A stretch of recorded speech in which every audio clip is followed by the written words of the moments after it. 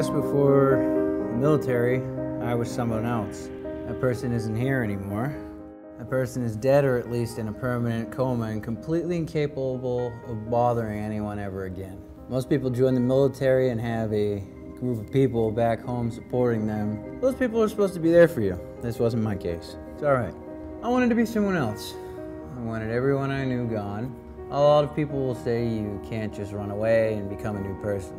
Well, I'm a prime example to show them that they're wrong. Prior to leaving for the Army, I was a heroin addict, and I didn't know my ass from my elbow half the time. I didn't have a job, and I wasn't looking for one. Too strung out to make it to class, and I ended up dropping out of college. One day, my heart stopped for 4 minutes, so yeah, enough was enough.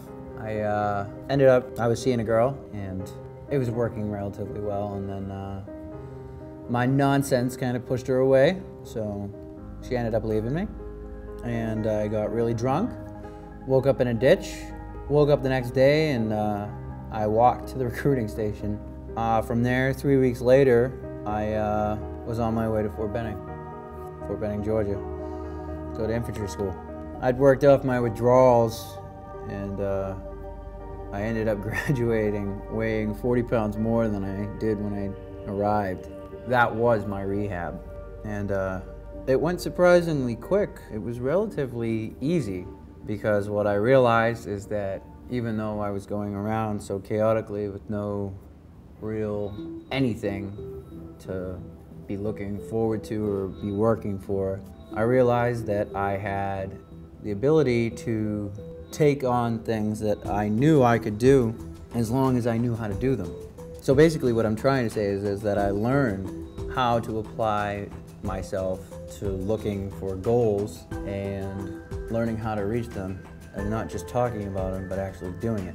So yeah, from there I ended up going back home for a few days, see my parents, see my mom, my family. And then I was on my way to Fort Drum, New York, where I learned all about life in the real Army and how things are done, how to work with a unit, and get further training and everything. And it really changed my life.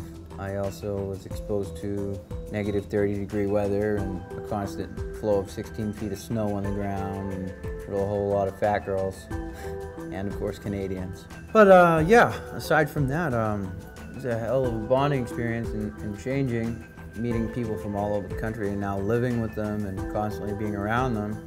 It really shows how the Army is one big sociology project, and they throw a bunch of people together like in the real world and make them work together. And I thoroughly enjoyed that, and I think it deeply changed me as a person, because looking back on what I was before, I don't see really any trace of that left. And now that I had gone through the things that I did, I can very much say that I don't regret my choice to join the military, even though I did give up a lot and that I will never get back. I had ended up in the summer of '06 saying goodbye to my family, to my girlfriend. We ended up splitting up for the deployment because that just seemed silly to stay together. And I went on my way to Iraq. Didn't really look back at all. I was ready to go. I wanted to go to Afghanistan, but I ended up going to Iraq. And Iraq became this way of everybody being a giant pissing contest, in a sense. I guess I made it further than most. My unit had never fired a shot before, and now we were being put into an area where we couldn't drive everywhere, we had to walk around, and people were shooting at us. And it was a big changing experience for not just myself, but everybody around. It was, wow, things are getting really hot in here.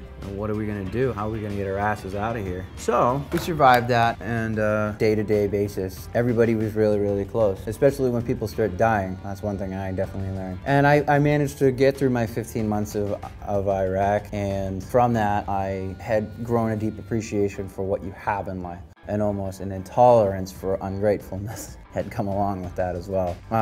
So coming back home after things I had done and seen and been through, I was very casual about it. I had about a year left on active duty to just kind of let that mellow out, and it never really occurred to me that anything I ever did was wrong or traumatizing or whichever. So, but one thing I did notice what was happening is with the times that things had really gotten intense, is I had missed it. So I would start doing things like skydiving cliff jumping, rock climbing, riding motorcycles when I didn't have a license, playing chicken on the highway, trying to become, I basically became an adrenaline junkie, and that lasted quite a while, even through to me getting home. Like when I had got back the night from Iraq, the thing I wanted most was a Big Mac, and my mother and I were on our way to Ruby Tuesdays to get dinner. I made her stop to the drive-thru and get me a Big Mac, and I sat down at Ruby Tuesdays and I ate my Big Mac. I was very happy. So it goes to show you that when I got home, the simple things were taking care of me, but there was something particular that I needed, and I needed to get my adrenaline going. And that's not the safest thing in the world. Now, after I got out of active duty in November, or rather, I left my post in September, and I was actually discharged from active November of 2008. I immediately got a job about 2 weeks after being home. I was already working. I was working at a methadone clinic, and now I was seeing junkies, the kind of people that I was around before I joined the military. And I had told my boss, because he had asked me, and I'm an honest guy, he said, "Do you have drug experience?" And I said, "Yeah, I do." And so we kind of welcome those people because they know what it's like. Well, I did know what it was like, and I wasn't very sympathetic because I got over it on my own. Well, of course, with the help of the military, but I did. So needless to say that getting up at 5:30 in the morning to babysit a bunch of heroin addicts wasn't exactly my cup of tea. So shortly after I left, and I got a higher paying job with a security firm that works in a lot of state contracts. And I also learned that I don't get along with state employees very well either. So no offense to the people here at Bunker Hill, you guys are great. You guys work your asses off. So yeah, that had become my life. I was working 60, 70 hours a week. I put off going to school for a while because I just wanted to figure out where I wanted to be. And things weren't going necessarily bad, but I wasn't getting really integrated into society. And all I really had was my mother and my girlfriend, which gets old after a while. So needless to say, my girlfriend at the time, her and I aren't together anymore. And I've evolved as things have gone on through time, and I figured it out. I ended up joining the National Guard, and I was all set and ready to go, to get out of here, to go to Afghanistan. And some things have changed with my mother's health, and quite a few other things. So I decided that I was going to stay home, and considering I've got some medical problems myself. Now I'm actually on a way to a medical discharge, and I'm okay with that, because part of this evolution of getting out of the military, detaching yourself from it, is coming to terms with the fact that you don't need to be part of that obligation anymore. You aren't obligated. You did what you had to do, and it's good enough, because most people, and that's in fact the majority of people, don't do what we do. And having done what I've already done, I've finally become proud of what I've done.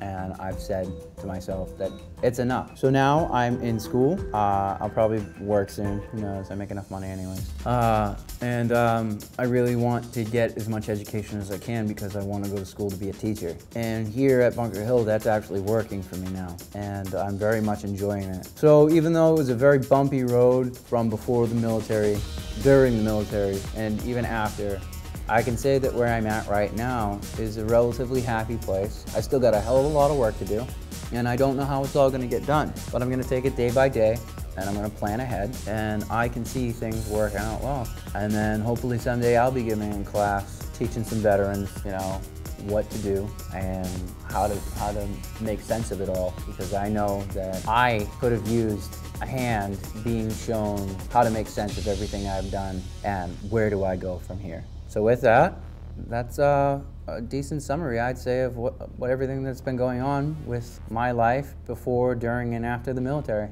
My name's William Peters. That is all.